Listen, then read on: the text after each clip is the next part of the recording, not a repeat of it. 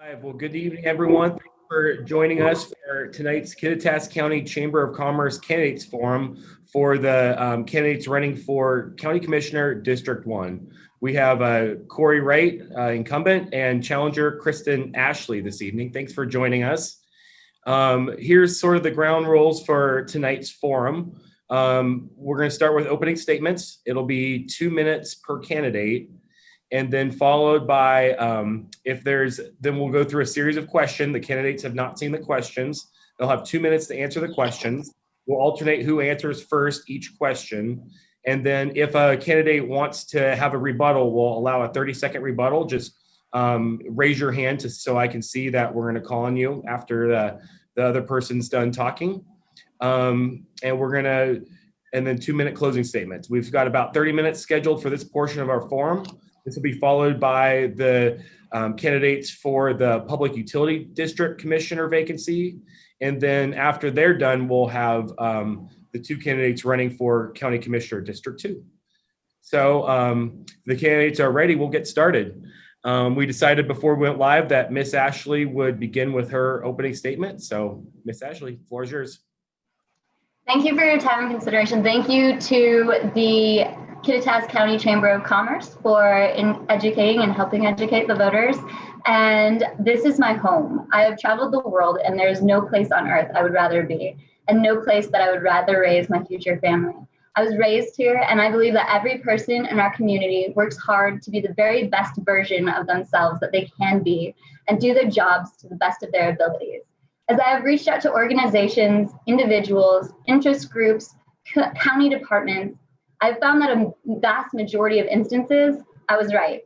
Almost every neighbor, from the high visibility leadership of our irrigation management, which is an example to the nation, to the woman I met at the Safeway Deli who is excited to help me choose the perfect cheese, are completely dedicated to their neighbors and being the best version of themselves that they possibly can be. We are all neighbors. I will work diligently to unite us as a community for common goals and values that we have as neighbors. You can ask any person that I've served with in the Army, studied with, or worked with, and they can tell you that as County Commissioner, not only will I step up to the plate, I will work diligently seeking out opportunities for improvements throughout our community. If you have more questions for me, I volunteer at the Republican headquarters every Tuesday from 1 to 3 in the afternoon, and I will be at the farmers market on Saturdays. I will listen. I ask for you to vote, and I ask for you to vote for me, Kristen Ashley, for Kittitas County Commissioner District 1. Thank you very much for your time. I know that wasn't quite 2 minutes. No, that was perfect. Thank you so much. Commissioner Wright, your opening statement, please. Thank you.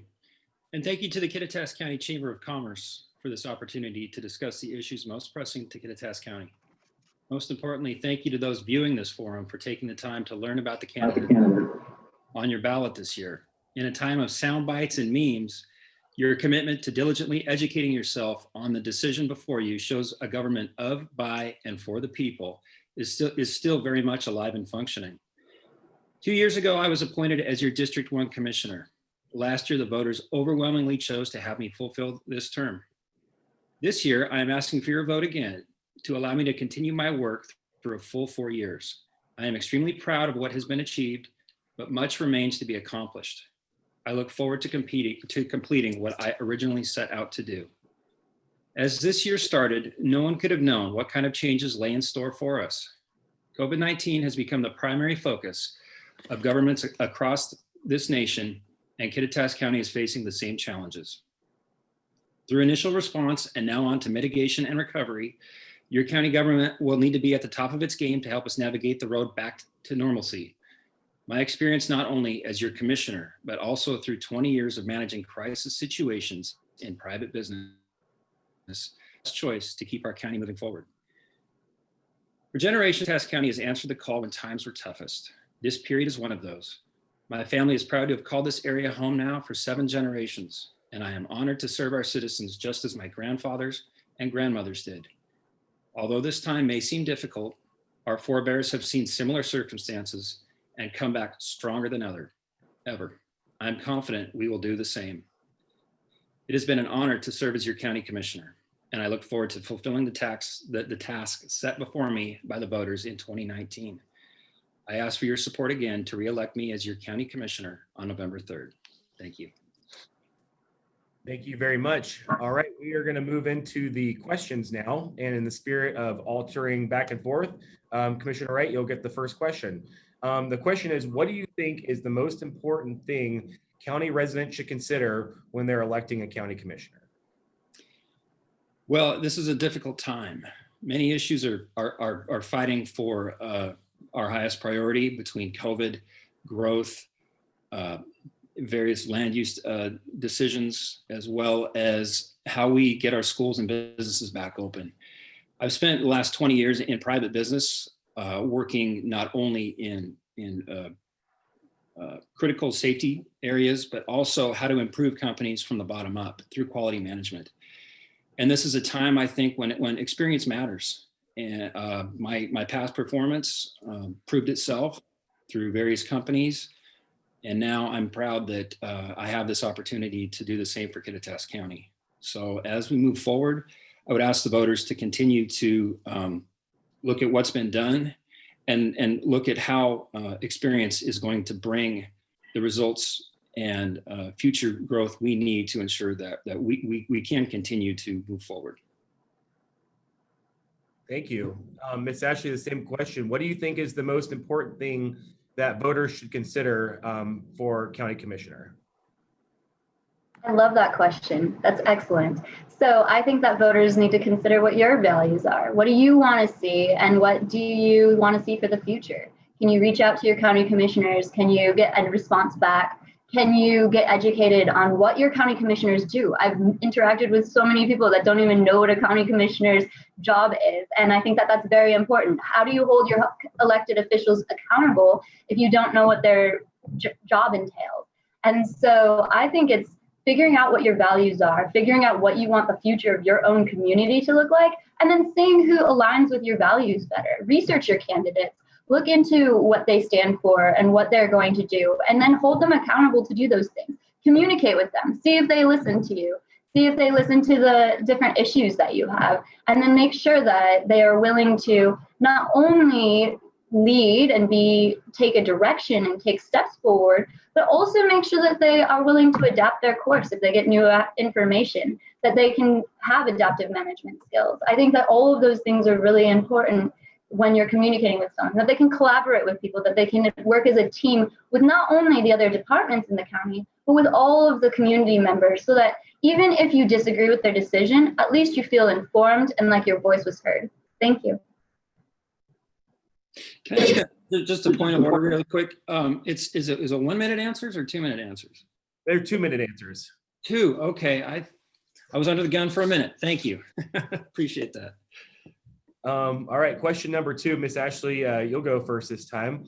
There is the very real possibility that Kittitas County will find itself in a budget shortfall. If that were to happen, what would you prefer to do, cuts or increase revenue, or how would you manage through that situation?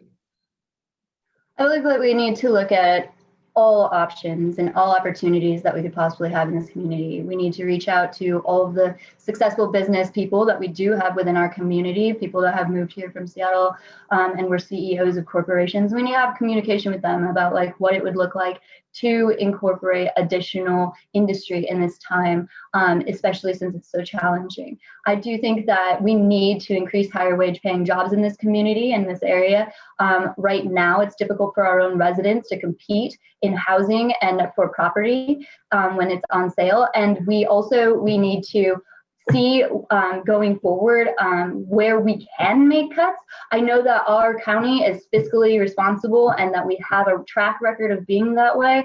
And we've been tightening our belts for a long time. And so we need to support our county departments in their striving to make those cuts and be more efficient, but we also need to make sure that we are looking at all opportunities. I know that we invested in a group that's looking for different kinds of funding and different kinds of grants for all of the different departments in our county, and we can be very clever about that. We can look at any kinds of grants for ADA accessibility for our buildings in order to help update them when they are getting run down. We can look at different kinds of environmental or those kinds of grants where we can be investing in our infrastructure, and then we can also use the different funding that's provided by the state and the government right now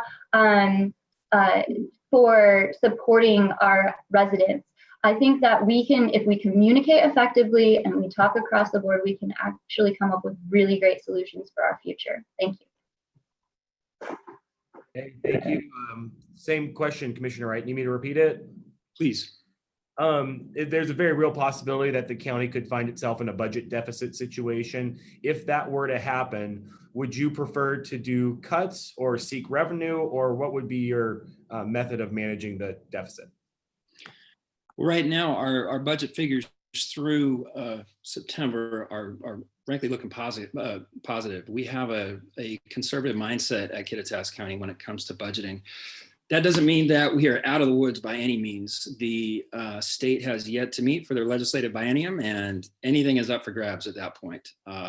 So we need to be looking ahead.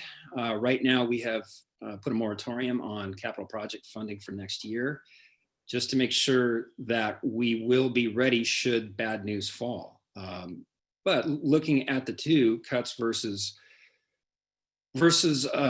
revenue gains, well, first off, revenue for government comes in the form of taxes. And in the business world, you want to get more revenue, you go out and sell more product. We don't have that luxury here. We need to keep an eye on what our local taxes are costing our families trying to put their kids through school, trying to put food on the table.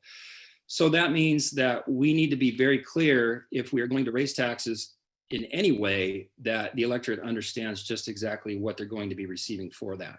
So that's really, in my mind, more of a last option. I would certainly love to see more businesses coming here. We have spent the last 2 years changing the structure and adding investment into Bowers Field. The business park is certainly going to have a lot of potential moving forward. Now it's time to market that. And this is where the Chamber of Commerce comes in as our marketing arm, as our associate development organization. We are looking for some serious business recruitment efforts to go on. And we have to partner with those who are most able to do it, which is the Chamber. And let's get those companies in here that want a site here. Folks are trying to get out of Western Washington. This is a time of a lot of opportunity. We need to capitalize on that. So it's a combination of investment now and keeping taxes low. Okay, thanks.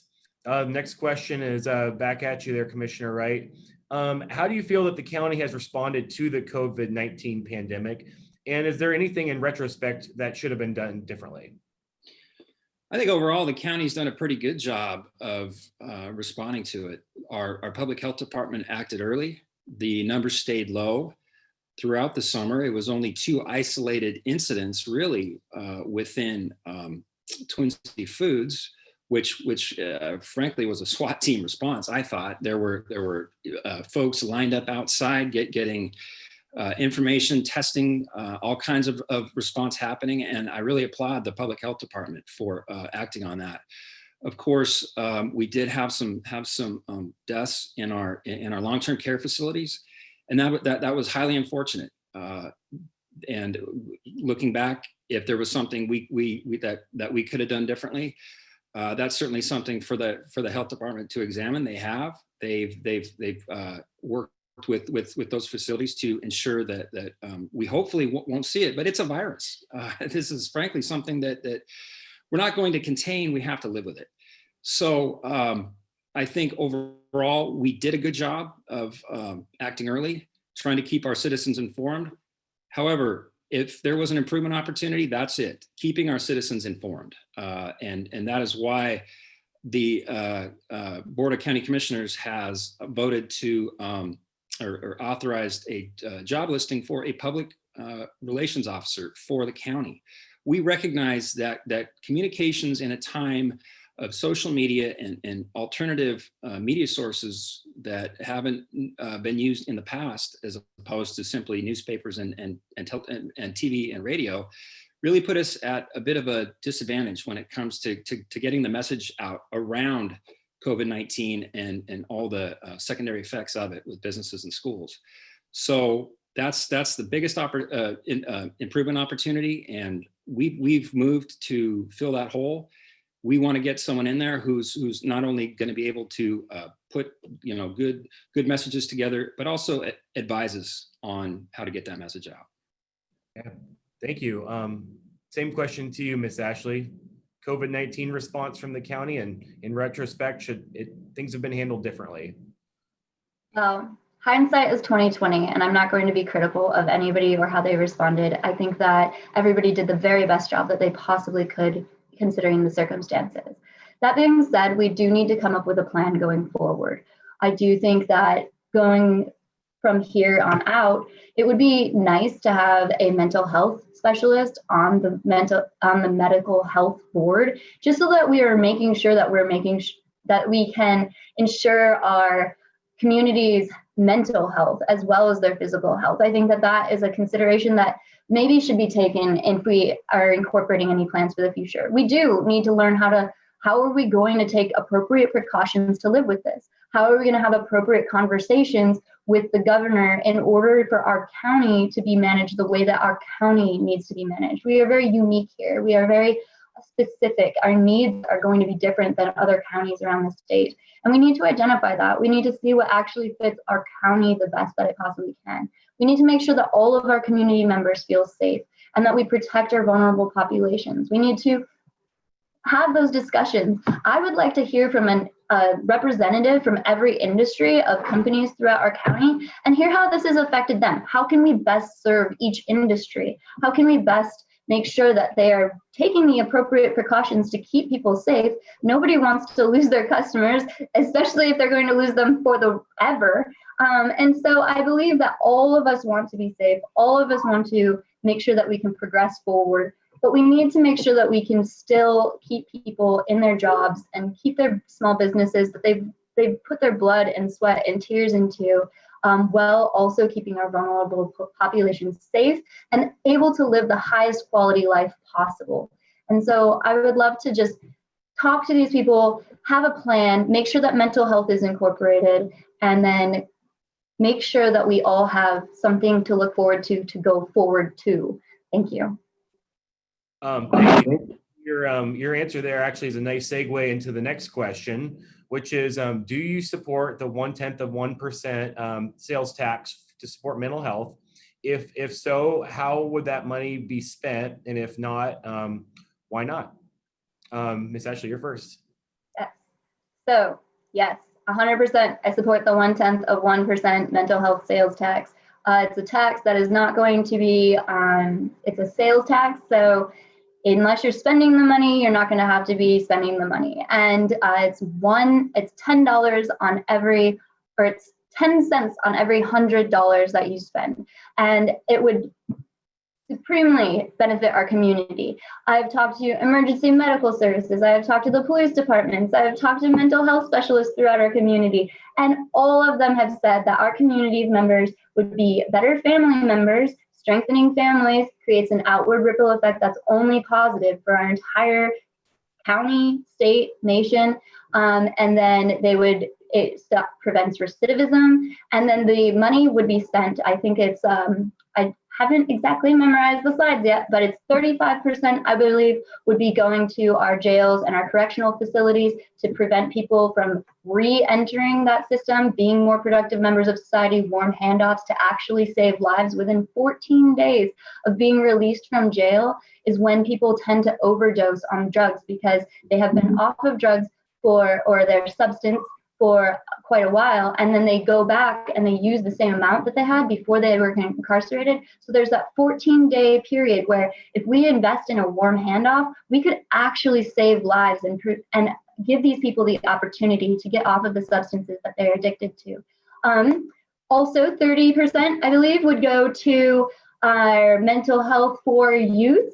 My percentages may be off. I do know that we would be investing in that. 1 in 4 10th graders currently in our community have suicide plans. That is not okay. We need to make sure that we interrupt that and that we make sure that these kids have the longest life they possibly can and prevent them from ending theirs. And also it would go into preventing the stigma of mental health pursuit for help. And then Also, it would go into a little bit of marketing. Shoot, I didn't memorize it that well. I apologize. That's okay. Commissioner Wright, what's your take on it? Well, first of all, I really applaud Miss Ashley for knowing those statistics, and she's exactly right. The figures are staggering. The impacts on this community can't be tallied in terms of the effects on our families, but they also affect us economically from a productivity in the workplace standpoint, as well as direct costs to your local government on responding to these issues. Given those facts, do I support it? I do. Will I pass it without a vote of the people? No, I won't. After a lot of reflection on this, I believe the people ultimately have the responsibility to determine whether or not they believe this is a big enough problem to warrant government spending. It is very little, honestly, of any transaction, 0.01%, 10 cents on $100, $1 on $1,000, and I would say that over and over. This is a small price, but with any tax, that means it's an investment, and your investors need to know where that money is being spent. So for me to support this, even going to a vote of the people, I would need to have a sunset clause on this, similar to our law and justice tax, which was overwhelmingly passed by our voters. And I would also want to have a advisory committee made up of local citizens, not the groups receiving the funding. Our local citizens need to understand where this money is working. And yes, schools, our jail, and also, in fact, let's talk really quick just about public safety. For a transport to a facility on the west side, you're talking an incredible amount of folks necessary to do that. That's a drain on the amount of deputies and officers able to respond on the street. That needs to be fixed. But I still believe that this needs to go to a vote of the people with the measures in place before it moves forward. Okay, thank you. All right, Commissioner Wright, this is kind of an open-ended question. What would you like to do to improve affordable housing in Kittitas County? We have a very low amount of inventory right now, and unfortunately, I think it's only going to dwindle. We have a lot of opportunities before us with the amount of growth coming, but we need to act quickly. First off, we are doing a project around predictive mapping, so folks can understand just exactly, as these growth patterns continue, what our county could look like in the next 5, 10, 20 years. And if that's something that, a place we want to continue going. There's a lot of platted lots in our county. They just can't be served because of requirements around sewage. So you can't have a septic system right next to a well system on a small lot in a rural area, even though it is platted.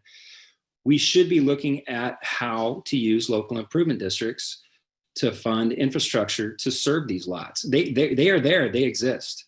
Let's figure out a way to increase our inventory.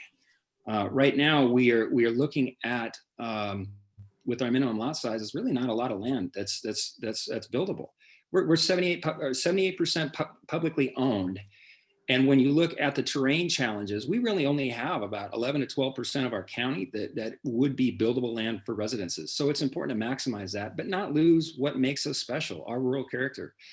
I think that we can start to get creative around the use of geez, I just blanked on it.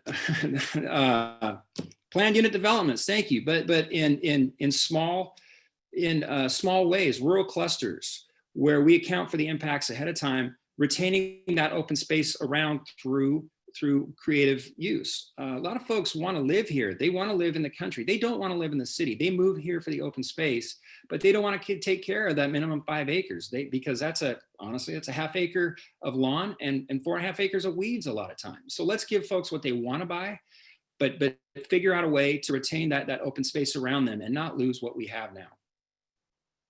Okay. Thank you very much. Ms. Ashley, what do you think the county should do about affordable housing? Well, I would like to work with the different cities and Habitat for Humanity and Hope Source and see where we can find available land. I know that land is the biggest, as Corey was mentioning, challenge that we have when we're developing affordable housing. But we can be clever and we can work with Habitat for Humanity. If Habitat for Humanity finds a place and they partner with one of our cities and they're able to get a house in there, that's affordable housing for 99 years potentially, because they usually have community development agreements or conservation agreements. I may have gotten the words wrong, but it would be really nice to be able to work with them and Hope Source. I know that Hope Source has been researching things. They've been looking into our community. They are building lots around our community, and they're doing amazing things. They have 50 houses going in on Cora, I believe, and they've been really developing that. I think that Habitat for Humanity is just a little bit closer to my heart, just because I recently volunteered with them, and I know that if our community got on board and started helping building our neighbors' houses, that it would just be this beautiful way of our entire county to participate in that.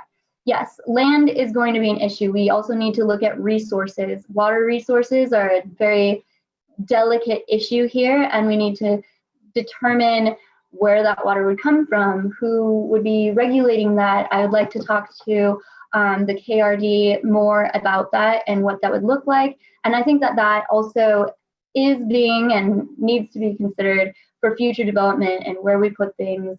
As Corey was mentioning, the infrastructure is huge. Not only the sewage and the water, but also like, how's the electricity getting there? How are people getting there? Where's transportation? Are we still investing in our downtown? Are we making sure that our businesses have a place to grow and that people are able to keep their homes for the duration of their lives? Thank you. Thank you very much. So back to you, Miss Ashley. Do you support the Yakima Basin Integrated Plan? Why or why not? And what would you say to folks who are concerned about the impacts to Lake Kittitas? I need to research the impacts to Lake Kittitas more, but that being said, I 100% have only heard glowing reviews and amazing things about the Yakima Basin Integrated Plan. This is the first time that stakeholders with all different values and all different backgrounds and all different desires for uses of the water have worked together and been able to establish a way where we are able to even better adhere to the treaty that we made with the Yakima Nation. We are reinvigorating the Yakima River with salmon, and it's happening, from what I've heard talking to Urban Eberhardt at KRD, it's happening at a really incredible rate. We are doing amazing things where people are having to trust each other, and they do trust each other, and they're having to communicate across all sides and across all boundaries in order to reinvigorate our streams and tributaries and our rivers. And I think it's a beautiful thing. I think that if there is a negative impact to Lake Kittitas, that we definitely should address it. We can come up with a creative solution, though. The stakeholders that are on board with the Yakima Basin Integrated Plan are everywhere, like I said, from the Yakima Nation to our farmers and ranchers in the $8.4 billion agriculture industry that we have here. They are the environmentalists. They are people that are in trout restoration in the Teanaway area. And there are so many people that are part of this project that it would be impossible not to come up with some type of solution that we can all agree upon in order to restore any types of damages that we could make. And I think that that is where we should move in many other departments and many other avenues as well. Thank you very much for your time. Commissioner Wright, your question, what's your position on the Yakima Basin Integrated Plan? And what would you say to folks concerned about Lake Kittitas? Well, first off, I'm going to take a short stage break and turn the lights on in here because it looks like I'm telling ghost stories. I'll be right back. Okay. So sorry about that. The integrated plan. I am extremely proud of it. I am the county's lead on this initiative. I was there in Senator Cantwell, Senator Murray's, Representative Newhouse's office, and Representative Schreier has a framed thank you from me on her wall for her work in co-sponsoring the initial funding for the integrated plan through the John Dingell Act last year. It's huge. We have salmon in salmonless sacks, something we haven't seen in 100 years. We have water for our farmers for the future. We have recreational areas in the Tianaway Community Forest, and we are finding projects that have synergies building around them, such as the acquisition of the Flying M Ranch south of town, which not only is going to build floodplain for the future, but also accomplish aquifer recharge, as well as provide a space for Twin City Foods to spread their clean effluent from corn production, which is used to water a hay crop down there. And as a result, they've brought back jobs here. This is a big deal, and it's going to set the stage for the next 100 years. As far as Lake Cochise goes, it's of course a concern for the landowners up there. This is something that has been examined by the folks at the integrated plan at the executive level. We recognize that there could be impacts to groundwater wells. There could also be impacts to firefighting and the firefighting supply of water. The integrated plan is absolutely committed to mitigating those impacts, and the recent decision from the process to examine these impacts show that we are on the right track. So this is a big deal, and I'm proud to represent the county in this effort. Okay, thank you. Well, it looks like we're just about out of time for this segment, but I did promise you both closing statements. These will be 90 seconds as opposed to 2 minutes.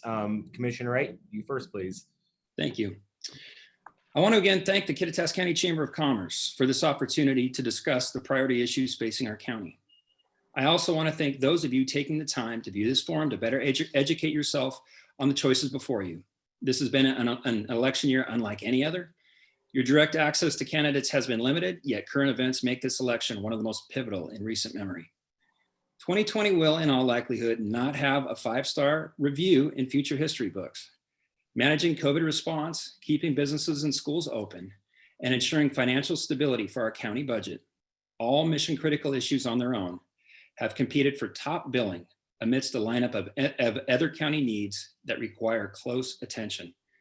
Now is the time for experienced guidance that is only built by having lived through making tough business decisions that affect the bottom line. I've managed response in times like this in the private sector, and now the public as well. I am confident we will weather this storm. I've ended all forums this year with a simple message, and I will do it again tonight. Please work to continue keeping our community unified. This will be remembered as an incredibly difficult year, but it can also be looked back on as our finest hour. Kittitas County is our home, and we count every one of us, whether we agree politically or not, as neighbors. Thank you for watching. I ask you to again cast your vote to elect me as your county commissioner on November 3rd. Thank you. Okay, thank you very much. Ms. Ashley, your closing statement, please. Thank you. Thank you again to the Kittitas County Chamber of Commerce, and thank you for every person that I've met along this experience, and all of the community members and all of my neighbors throughout the entire county for doing your part during this time and really facing the challenges that we have the way that you have, and keeping together and being willing to talk to each other and being willing to disagree civilly. This is my home, and I'm qualified and energized to serve you in this role. I was raised in this valley. I plan on, like I said, raising my family in this valley, and then I plan on living here for the rest of my life. I'm very invested in making sure that we are positioned in a place where we can have the most success for generations to come. I believe in representing every person in Kittitas County, even if whether you are part of my party or not, elected officials need to be able to serve all of the people that they are in that role to be representing. And I will listen to every person's voice.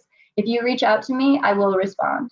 I will work for every stakeholder that is here in order to make sure that we have all the opportunities that we can for locals to be voices in how our public lands are managed. As Corey mentioned, it's about 80% of our lands are public. We should make sure locals have a voice.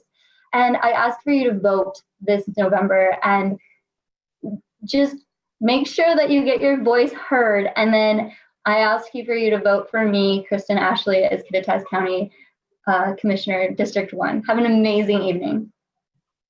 Thank you very much. This would be normally the time I would ask our live audience to give a round of applause to our two amazing candidates tonight. So I'll just say on their behalf, thank you so much for your willingness to serve the citizens of Kittitas County. At this time, we're going to shift gears and move on to our candidates who are running for Commissioner for the Public Utility District of Kittitas County, Catlin and Pat Kelleher. And we did not pre-decide who's going to go first for your opening statements tonight, guys. Any volunteers? The other person will get the closing statement. If not, I'll go first. All right, Mr. Kelleher. The rules are the same as before. 2-minute opening statement, 2 minutes for the questions, 30 seconds for rebuttals if necessary. Please, sir, your opening statement. Thank you. Pat Kelleher, and I'm running for PUD Commissioner Position 1. This month, when you open your electrical bill, whether it's from Puget Sound Energy, the City of Ellensburg, or Kittitas PUD, you'll be paying over $100 per 1,000 kilowatts of electricity. That's some of the highest rates in the state. Next month, you could pay a lot less, as little as $34 for the same amount of electricity. But you would need to uproot your family and move to Chelan County. My wife, Peggy, and I were born in Kittitas County, went to school in Kittitas County, raised our family in Kittitas County, and will continue to live in Kittitas County.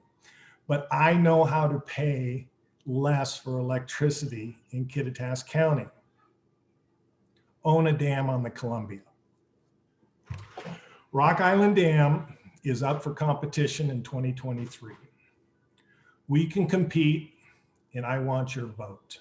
So when you get your ballot, open it up, turn it over, go to the last name on the ballot and mark it and vote for Kelleher to pay less for electricity for the next 50 years. Thank you. Okay, thank you very much. Mr. Catlin, your opening statement. Thank you and hello. My name is Rick Catlin and I'm running for PUD Commissioner District number 1. I've been an electrician since 1983, and in 1984 I started with my wife Tara an electrical contracting business. We operated that business with several full-time employees until 2016 when I sold it to my sons. I continue to work part-time because I love what I do. Kittitas County PUD is a vital part of the growth and success of Kittitas County, and I'm running for District 1 Commissioner to help continue that success. I feel that I'm in a unique position to do that because as an electrical contractor, I've worked with all 3 utility companies in the valley on behalf of farmers, ranchers, homeowners, and business owners. I have seen both the strong points and things that I think can be improved on working as a contractor for from PUD. I would like to see PUD return to a more customer-oriented utility. I would work on finding a way for PUD to use their own linemen, service techs, instead of contracting out these positions to outside contractors for everyday jobs. I think that would give PUD a better control of employee-related expenses and scheduling. I would like to work towards giving customers a better understanding of the cost and process associated with doing new projects with PUD. Returning PUD to the premier utility in the county is my goal. Thank you. Okay, thank you very much. So our first question will go to Mr. Catlin first. If elected, what would be your top priority to accomplish in your first term? First term, I would like to see where right now we have outside contractors doing the service and lineman work. And in my business, I've been customer service is top priority. And I think if we put the contractors under if they're employed by the PUD, I would think it would do a better job, be more customer oriented. And I think that we could keep the budget and cost down. Thank you. Okay, thank you. Mr. Kelleher, what would be your top priority for accomplishing in the first term? Thank you, Steve. I think to address that question completely is, what is the role of a PUD commissioner? You want to provide safe, reliable, and affordable service to all the customers. And how do you do that? Well, one of the things, the number one priority that a commissioner does is he sets rates for the product. So that's the rate setting process is something that a PUD commissioner's got to do. Second is you got to approve the budget going forward. So where's the PUD going to put their money and invest in line, capital, personnel? And then third, the PUD commissioner approves resolutions that set policy for the district. So my number one priority is to fill the role as a PUD commissioner. My number one goal for the community is to compete for Rock Island Dam in 2023. This gives us a once in a lifetime 50-year opportunity to get the cheap power that is generated in the mid-Columbia. Grant has two dams. Chelan has 3. Douglas has 1, and they all have some of the cheapest rates. Chelan has the cheapest rates in the nation, and they only use 20% of it locally. 80% they sell it on the market and use the profits to reduce their rates. We need to go compete for that dam and so we can pay less for electricity in Kittitas County and generate the economic benefits that a few more dollars in your pocket will provide. Thank you. Thank you very much. So we're on to the second question now. Mr. Kelleher, you'll answer first. What do you think is the single biggest challenge that the Kittitas PUD currently faces? And also, what do you see as its greatest opportunity? I think you've said it already, but go ahead. Thank you, Steve. Well, the greatest opportunity that we have ahead of us is a 50-year opportunity. There's an organization back east called FERC. Not many people know about it, but they occupy the field in selecting dams and whether they're permitted. They control everything that happens within the project boundary that goes along with the dam. So this 50-year opportunity is really unique. We can compete with Chelan for this dam. The criteria for the winner is whose program, whose application is best adapted for the public interest. Well, I know that selling 80% of your power on the open market and hogging all the profits is not in the public interest. The rivers in Washington belong to the people of Washington. I want to return the benefits of our river to the people of Washington and have some of those benefits flow back to Kittitas County so we can also prosper through the use of the dams. Basically, Chelan has just hogged the market. And we're not going to condemn Rock Island like Chelan did against Puget Sound Energy. We're going to compete fairly for the dam in front of FERC. And there's a little rule at FERC. If you win, you pay net investment. What is net investment? Net investment is buying your parents' house for what they paid for it, plus the porch they put on it. So it's a great deal. Thank you. Thank you. Okay, Mr. Catlin, the question is, what do you think is the single greatest challenge that Kittitas PUD faces? And also, what's its greatest opportunity?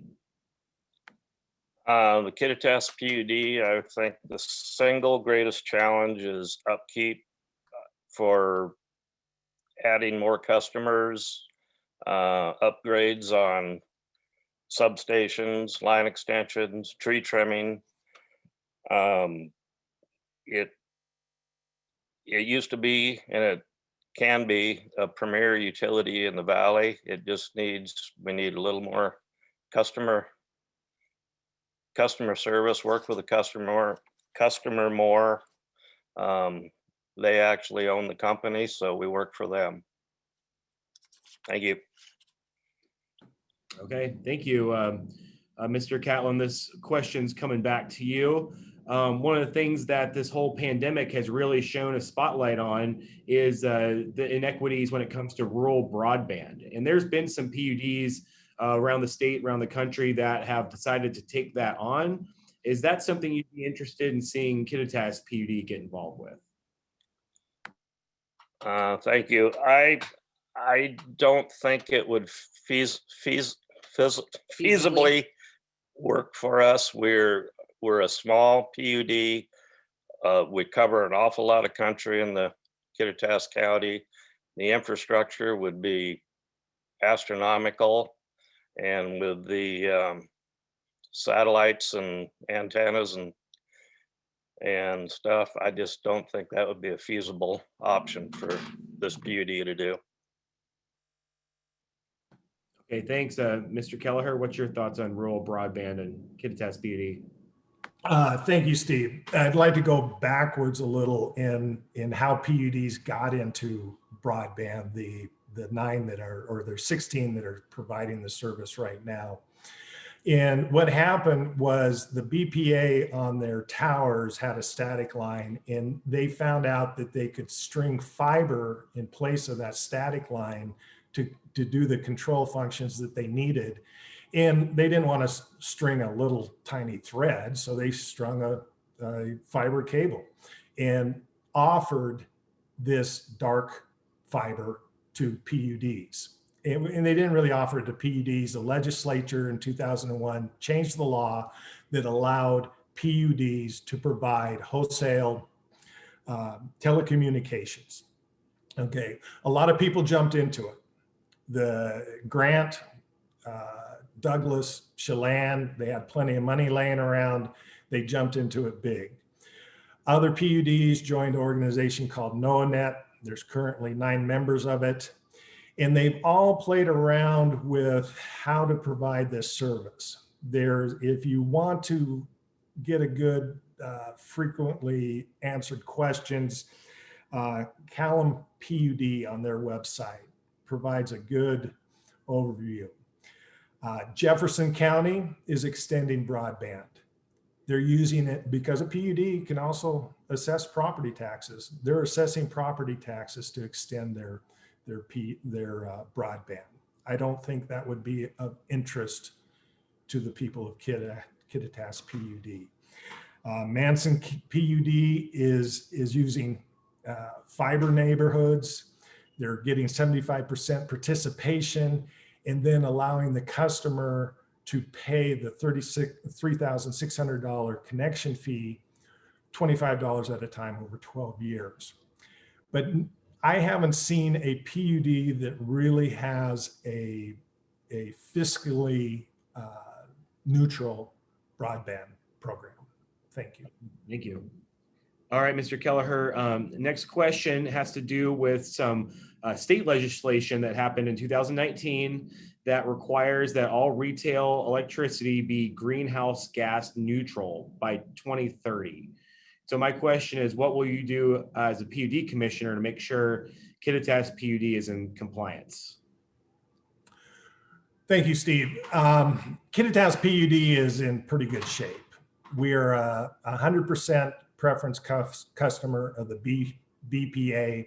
So it's going to be on the BPA to make sure that the electrical product mix, which they call it, meets those state standards. Nuclear power meets the standard. Hydro meets the standard.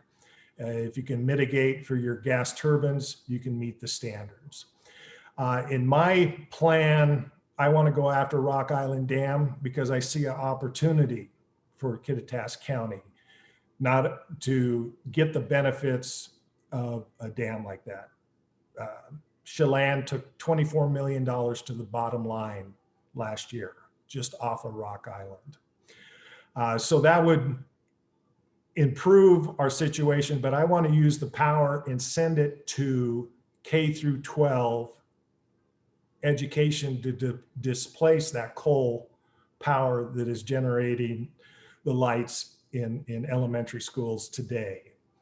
So in support of that initiative, that is a proposal we're going to put in front of FERC to compare to Chelan's proposal of we're going to sell 80% on the market and use the money in Chelan County.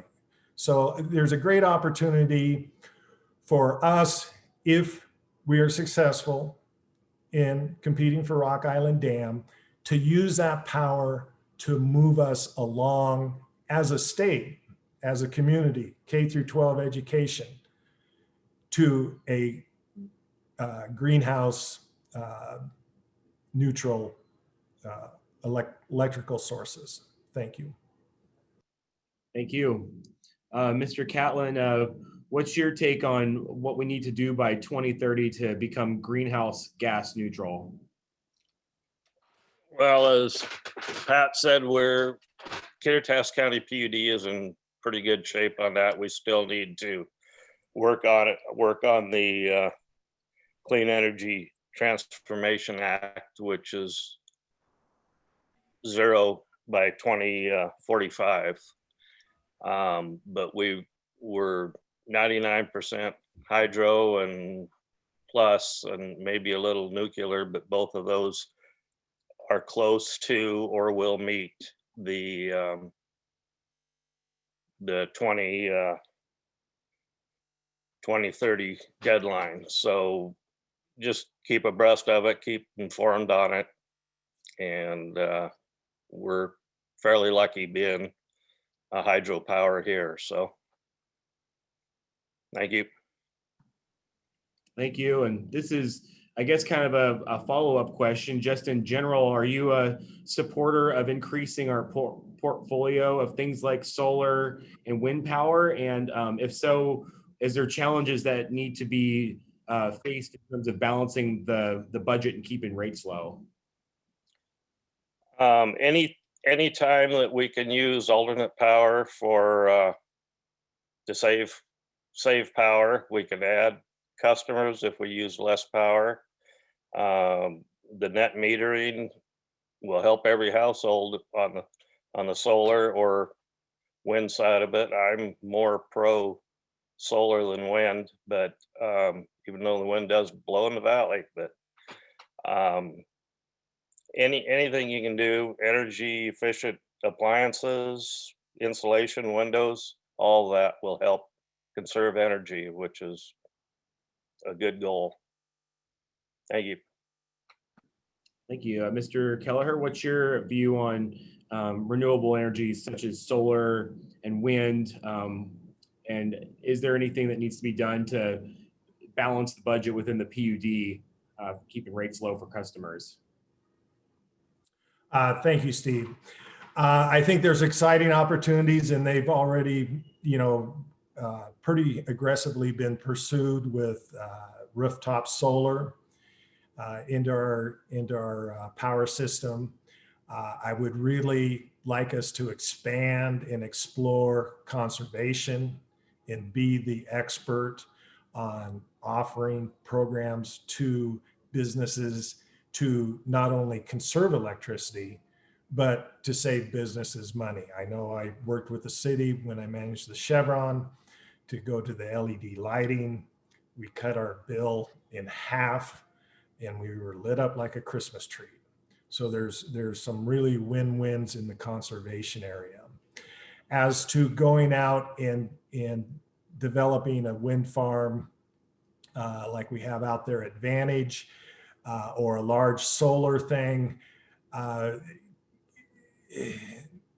every time we've participated in those, we have such a minute participation in it. Basically, it's just another meeting to go to. And we got out of the Packwood hydro dam program because that, I mean, so I don't see us doing anything large scale, but on the individual homeowner scale, that's exciting. On the conservation is exciting. And the more we can do, the better off we'll be. Thank you. Thank you. So shifting gears here, what is your position on providing assistance to financially needy customers, and to what extent, and then how do you balance that in terms with your budget priorities and keeping the rates low? Mr. Kelleher, you get to go first this time. Thank you, Steve. You know, obviously the COVID situation has put more strain on the system.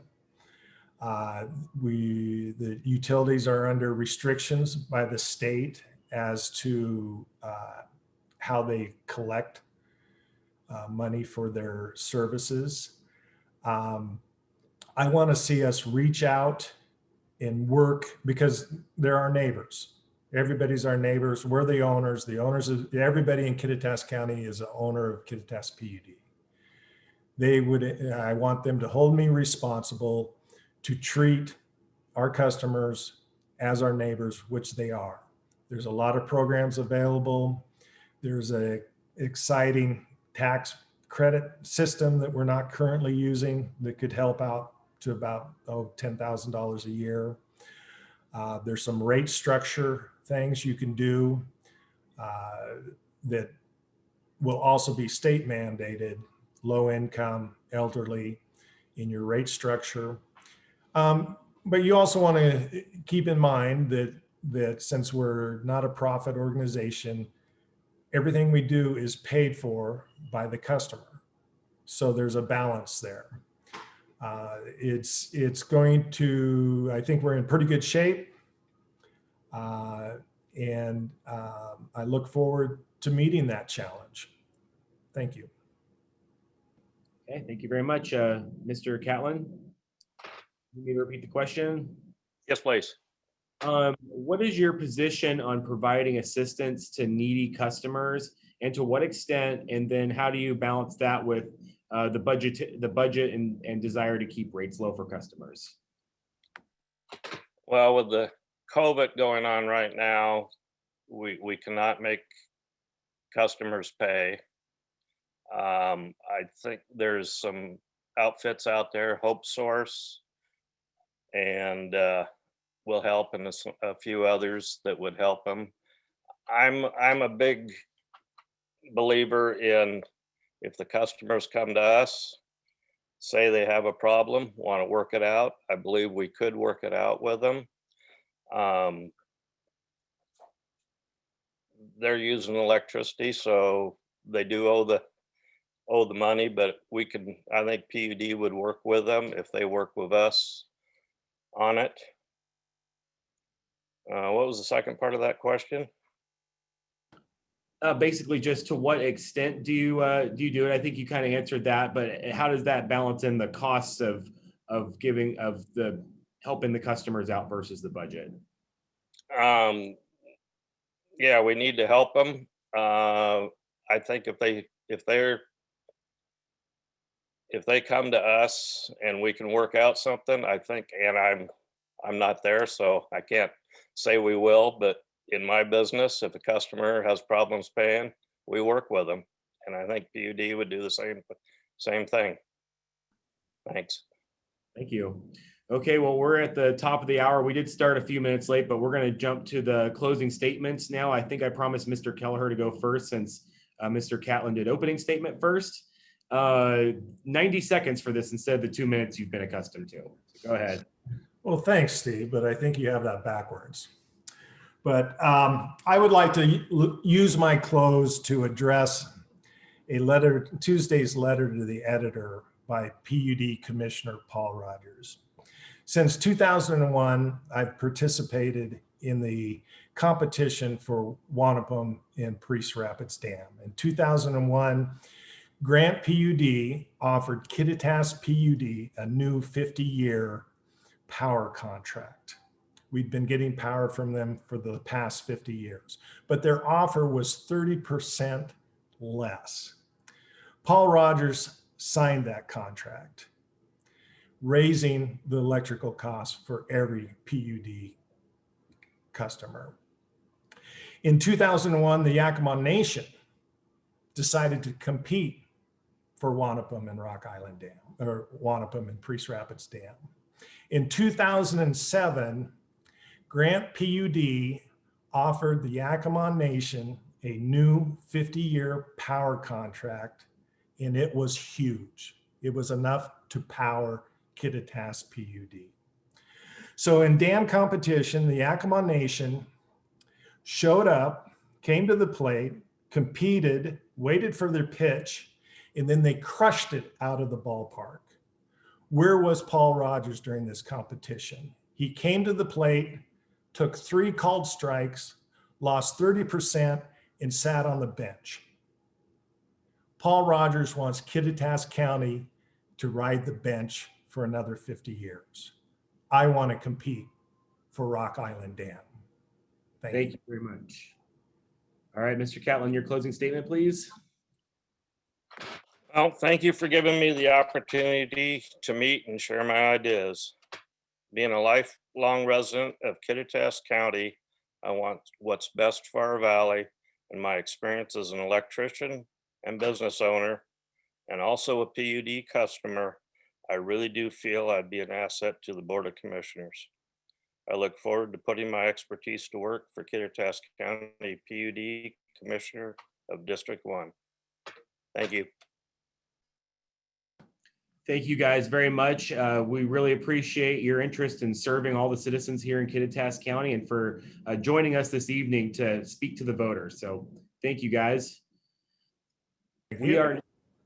We are now going to shift gears to the final segment of tonight's forum, which is for the candidates running for Kittitas County Commissioner District 2, Laura O'Shaughnessy and Jerry Martin. Do we have both our candidates? I am here.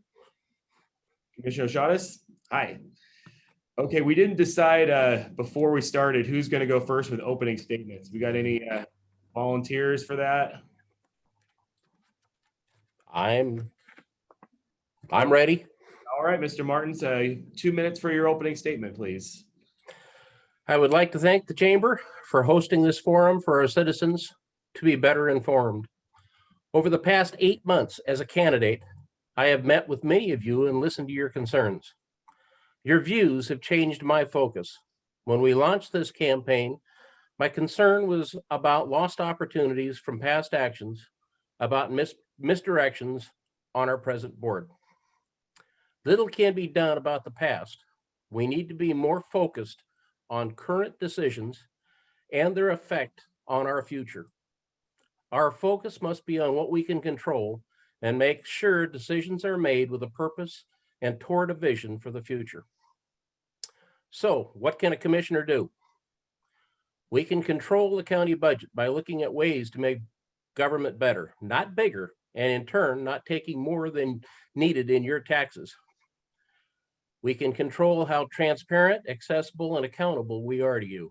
As a commissioner, I will make every effort possible to modernize our county's communication platform. I will also open an office in the Upper County with more localized county services. This will require an immediate investment in broadband access countywide. Finally, we will have a town hall meetings where we can discuss and determine what our future will look like. We are a rural community, but an ag community should look different than a mountainous tourist-driven community. My focus will be on planning within our community in lieu of centralized planning by committees. For the past 15 years, decision-making has been tainted by influence from those outside of our community. We need to make sure that moving forward, we define our vision and move forward together. If elected, my focus will be on serving you and working diligently towards moving our county in a positive direction. Thank you. Thank you. Commissioner, your opening statement, please. Yes, good evening. I'd like to start off by thanking the Chamber of Commerce for hosting this event. My name is Laura O'Shaughnessy, and I am running for re-election to retain my seat as Kittitas County Commissioner for District Number 2. I'm a 7th generation Washingtonian with my heritage stemming from the farmlands of Eastern Washington to the evergreen forests of the Snoqualmie Valley. As a leader, I have a deep appreciation for the people and history that make Kittitas County so unique. I am working diligently to ensure we have the resources to provide for a more diverse economy, responsibly manage our public lands, find ways to attain affordable housing for our citizens, as well as tackle current and pending traffic challenges. Some examples of the work I've accomplished over the last 4 years include closing leads on water rights to expand our green and yellow zones, ensuring landowners to affordably build on their land, breaking down barriers to allow for a small diameter mill to be established, providing leadership at the local, state, and federal level. I am currently the chair of several county committees, as well as the legislative steering committee member for Kittitas County on the Washington State Association of Counties. I am asking for your vote in this election so together we can build a better future for our next generation while respecting and preserving our rich past. To learn more about my priorities, achievements, and the campaign, I ask you to please visit my website at www.retainlaura.com. Thank you. Thank you very much. So we're going to alternate each question who answers first. So we're going to start with Commissioner O'Shaughnessy. What do you think is the most important thing that voters should consider when they're voting for county commissioner? Thank you for that question. So some of the things that I think is incredibly important is to take a look at the track record of the person that you are voting for. Does this person put the community above themselves? And does this person have the ability to collaborate with diverse groups of people, enabling our county to pass legislation that benefits community members? Thank you. Thank you. Mr. Martins, what do you think is the most important thing voters should consider when voting for county commissioner? I would say the background and experience that he or she has, and what that background and experiences look like. For 40 plus years, I've been self-employed. And in that period of time, we've faced all kinds of different conditions. We've gone through recessions, we've gone through wars, we've gone through 9/11. All of these things have had impacts on not only our local governments, but on our local community. So during that period of time and being self-employed, you had to find ways to move forward. You had to react and make certain that decisions made were decisions that pushed us forward, or you paid the consequences of having the negative impacts of your actions and things. So at this point, and especially with something like COVID-19, nobody anticipated this. So as you move in through a challenge like that, you've got to have somebody that understands how change takes place and how to work through that with different people. You've got to have the resources in your background to adjust as needed and make decisions that will not cost our citizens into the future. Okay, thank you. So Mr. Martins, this question goes to you. What could you do to help improve the county's preparedness for a crisis and our emergency management plan? First and foremost is sitting down and making certain that you've got a package in place that is flexible enough to look at those kind of conditions. COVID-19 is a perfect example. One of the things that you got to make certain of is that you address how long a crisis is supposed to last. In this particular case, we had a response in place that was meant to address fires, floods, what would be relatively related to a short-term issue that we would have to react to. Nobody anticipated an emergency that would last 8 months and more. So at this point, we've got to look at and see and put in place a package where at time frames, a fire might last 2 months, it might last 2 weeks. So there's transitional periods where the emergency management starts transitioning into more of a long-term position that includes elected officials so that they can be held accountable by those that they put them in place. When you get into our current situation where we have bureaucrats dictating our livelihoods, it does not play well for those of us that have actually got to exist in the private sector. Thank you.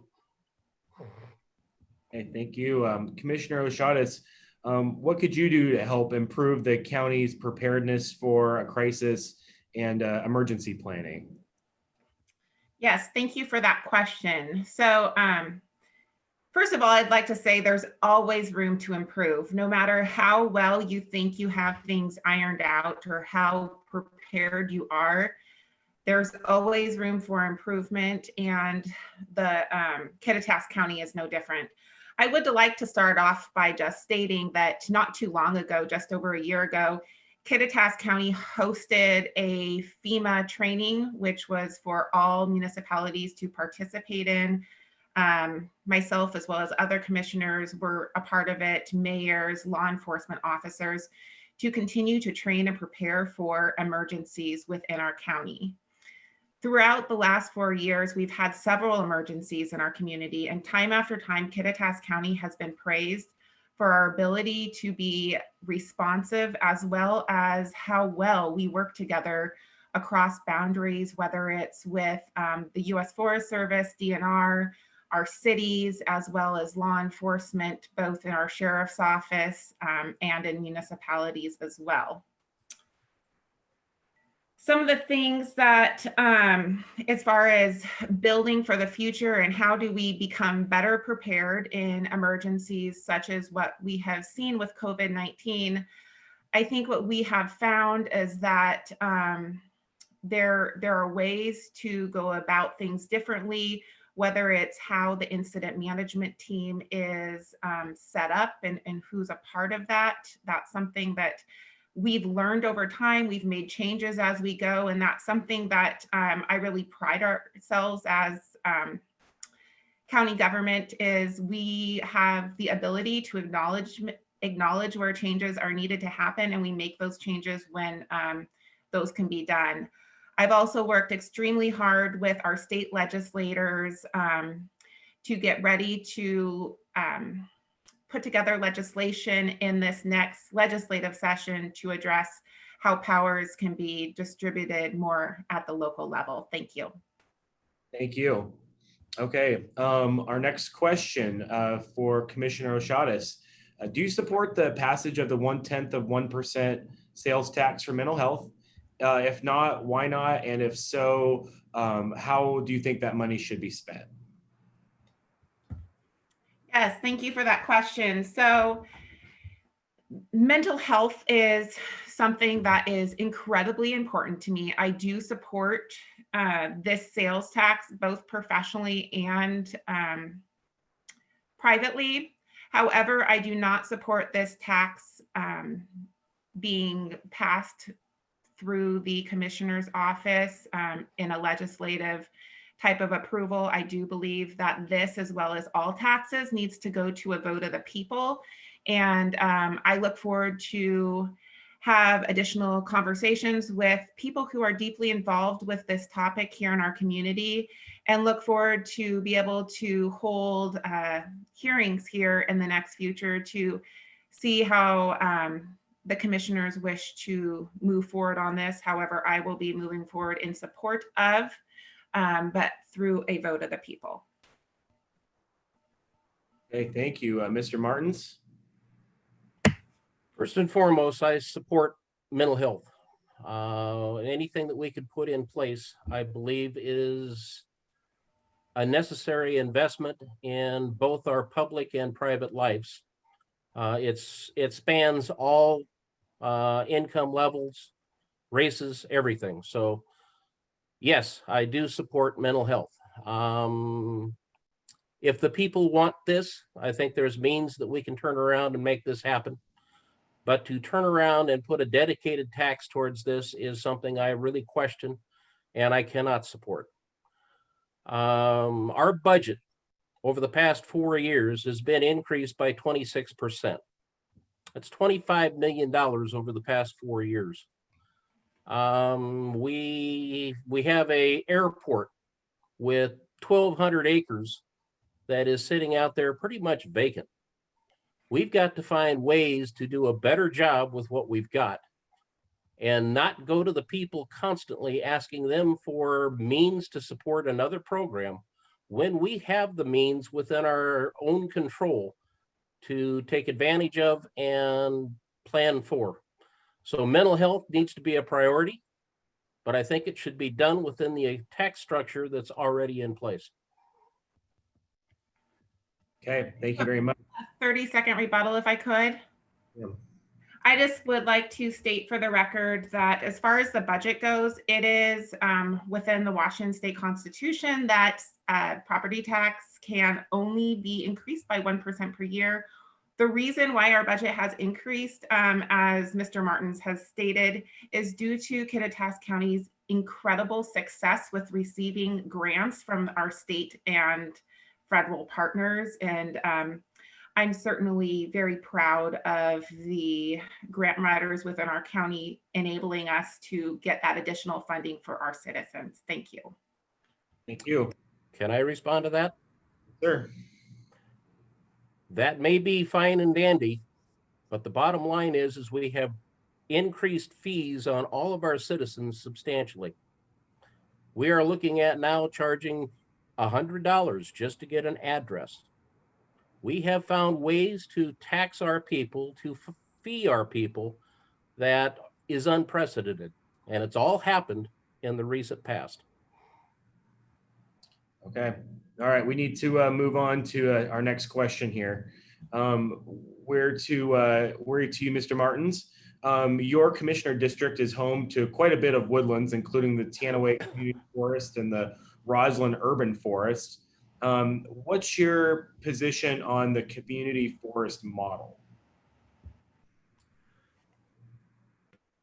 It's a necessary thing to have. I question when we start designating these areas and taking them out of the available resources that are supposedly in place for the people. While it goes into recreational stuff, it goes into watershed planning, it goes into many good programs that I can support. I also have to go back to the fact that Kittitas County, while it's a big county, doesn't have a whole lot of ground to turn around and use for development for supporting itself.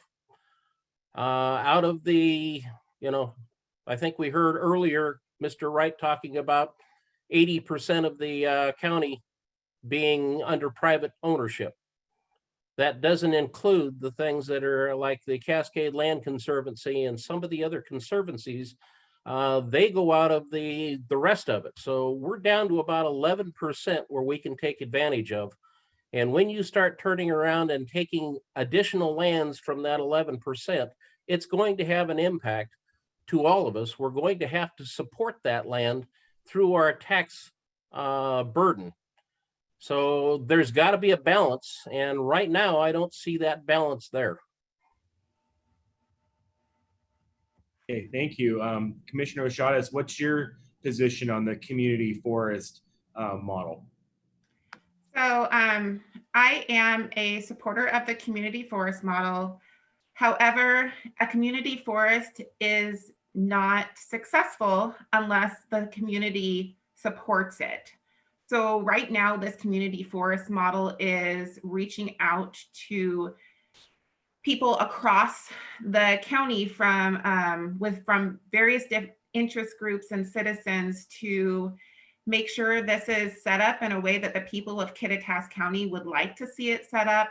As far as funding goes, one of the unique things about the community forest that has been discussed for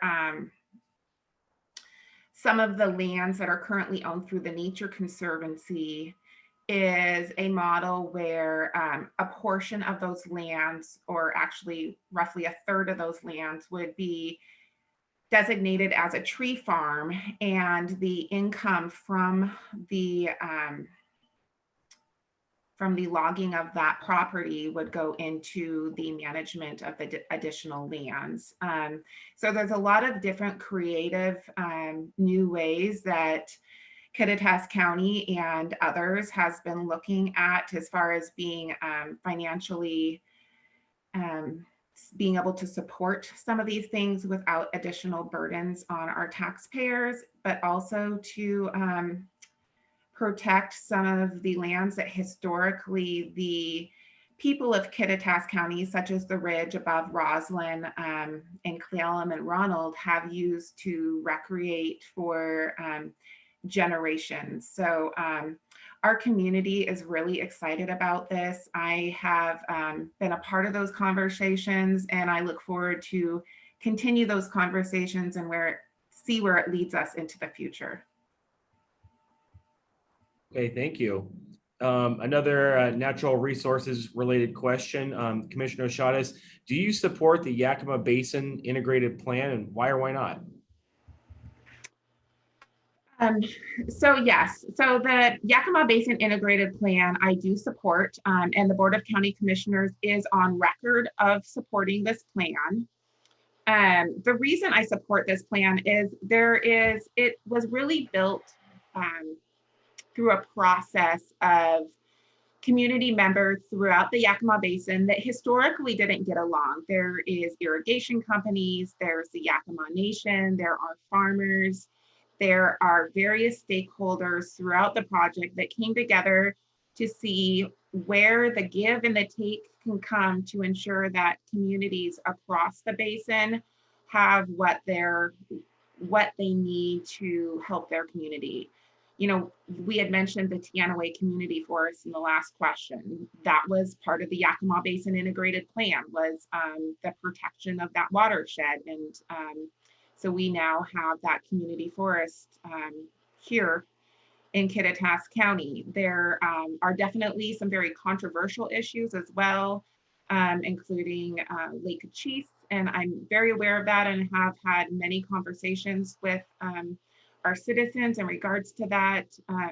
We are continuing to work with all partners, and I look forward to continue those conversations and see the plan into fruition, but want to continue working with everyone who's involved. Thank you. Mr. Martins, the Yakima Basin Integrated Plan? You have to support it. It's been there and in place too long. There's nothing we're going to do to change the direction. and to do anything but support it is the wrong direction. My concern is all of the stakeholders that, you know, everybody talk about tends to leave out one subset of the people, and that's the ones that are affected by potable water. It's those like up at the Lake Kittitas watershed. These people they get engaged real late into the process. And that's the problem that the plan has had from its inception. They talk about all of the communities that have been served by this plan. And I agree, the tribes, senior water holders, municipal water systems, irrigation holders, all of these people have been at the table and have been closely, they've been involved with the discussion. But then you get down at the other end and you see those that actually have to rely on water in rural lands. You see homeowners that actually own, or landowners that are still in the red zone. You see all of these other things that the plan never quite addressed. So we've got a lot of work in front of us, and I think it's going to be, we've got to control what we have control of. So as a county commissioner, I would be bringing that forward and asking the hard questions within that. How are you going to meet the needs of this subset of our population? We seem to be the forgotten ones. And there's a substantial amount of people out there that are paying the price for being forgotten. Okay, thanks. Can I rebut really quickly? Yes, ma'am.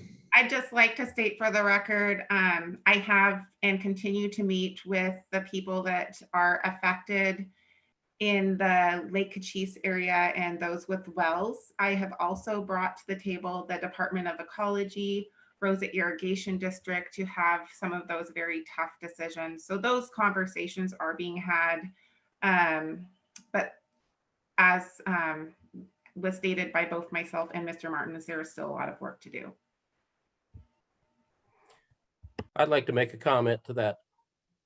Okay. One of the deficiencies right now is if you own a water share on one of your vacant lots, I just got my tax assessment because I fall into that category. I am being taxed, property taxed on my water certificate. I don't see senior water holders being taxed. I don't see leased water holders from the county bank being taxed. Why are we targeting that subset? Thank you. All right, we got to move on, and I think we've got time for one more question before we go to closing statements here. What would you like this is for you, Mr. Martins, what would you like the county to do to support and grow the tourism industry here? That's a heck of a question. And I think that part of my campaign has been trying to define what we are as a rural community. When I've asked that question of just about everybody, they come back in and they can't answer the question. They say they don't want to see us become Issaquah or King County. That's a poor way to actually turn around and answer that question. We need to, again, take control of what we can control. We've got to go out and address each one of our communities and ask that question of those communities. In a tourism-driven community, it can take many, many different forms. Snoqualmie Pass is going to be much different than Vantage. Their interest, what they're actually trying to, their vision for their future is going to be different. So we have to go to each one of those communities and starting the dialogue, having the town halls, whatever it takes to get out in front of them and ask, what's your vision? Where do you want to see this go? We're going to have to address traffic. We're going to have to address sewers. One of the answers to all of this stuff is probably going to a sub-area plan for each one of those communities, and then starting addressing the water, sewer, transportation, communication, all of those needs so that we can start using those communities as an economic driver to our overall economy. Okay, thank you very much. Commissioner Kittitas, what would you like to see the county do to support and grow tourism here? So, this is great. And what's very interesting is that I'll share really quickly is my degrees in tourism and recreational management. And years ago, while I was in school, one of my projects was to put together projects that would create additional tourism in the city of Roslyn. So it's been extremely interesting for me, more as a case study, to kind of watch this play out over the last 20 years. So as far as some of the work that we have done, a lot of this has been funded through the lodging tax. So what I'm hearing from cities is there's definitely the need to help control the amount of people coming into our communities. So assistance with parking, as well as garbage collection, those sorts of things continue to be challenges. Some of the areas that we've seen successes is with the county helping to fund some of our smaller communities with branding and websites, such as the city of Roslyn and the city of Kittitas over the last couple of years, to help complement some of the work that the city of Cle Elum and the city of Ellensburg, as well as Kittitas County, has done on their online marketing. One other thing that I wanted to touch on was just over a year ago, I established the use of micro grants through the lodging tax funds. And this is something that helps our rural communities as well as nonprofits and partners to help them receive funds in a smaller amount, so just up to $1,000, but to help get some of these important projects off the ground without having to go through the annual process. Okay, thank you. So we're past the bottom of the hour. We're going to go to closing statements, and Commissioner O'Shaughnessy, 90 seconds, and unlike the 2 minutes you've been used to. Okay, wonderful. So thank you once again for hosting this event. Kittitas County is at a crossroads. What we decide today is going to forever shape our future. It is not a coincidence that I have received endorsements from over 140 of our neighbors, friends, but also from elected officials here locally and across the state of Washington. I have proven to the people that I put the community above self and will work tirelessly to represent everyone in Kittitas County. Before you cast your vote this November, I ask you to think long and hard about these questions. What is the track record of the person you're voting for? Does this person put the community above self? And does this person have the ability to collaborate with people who have diverse views to get the job done? As Kittitas County Commissioner, I have a solid track record, put the people first, and collaborate well with others. That is why I am asking for your vote so that together we can build a better future for our next generation while respecting and preserving our rich past. Thank you. Thank you so much. Mr. Martins, your closing statement, please. Thank you, Steve. I'd like to thank the Chamber for putting this forum on.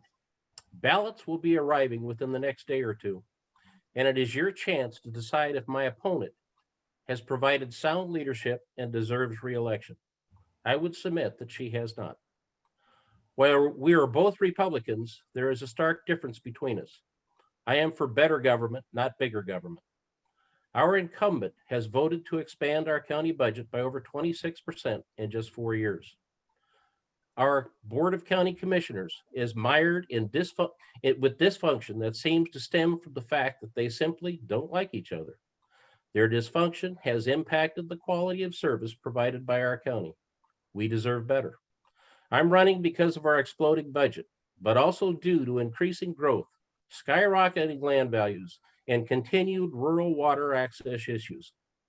More importantly, there is no plan or even discussions in place on how best to address these.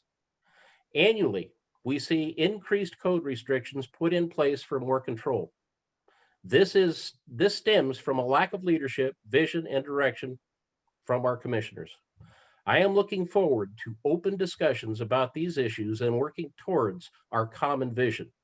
Please visit my website at jerrymartins.org or give me a call at 509-674-7271. My name is Jerry Martins. My name will be on your ballot, and I would ask that for your vote on November 3rd. All right. Well, thank you very much. That wraps up our evening of forums tonight. I want to give a big thanks to Commissioner Oshadas and Mr. Jerry Martins for joining us and giving us their views tonight. For the viewers out there watching, thanks for joining us. Please don't forget to vote on November 3rd and tune in tomorrow night, same time, to see our legislative reps, Representative Dent and Eduardo. Butchering his name. He Sorry, is. All right. Thanks, everyone. Have a good night. Thank you.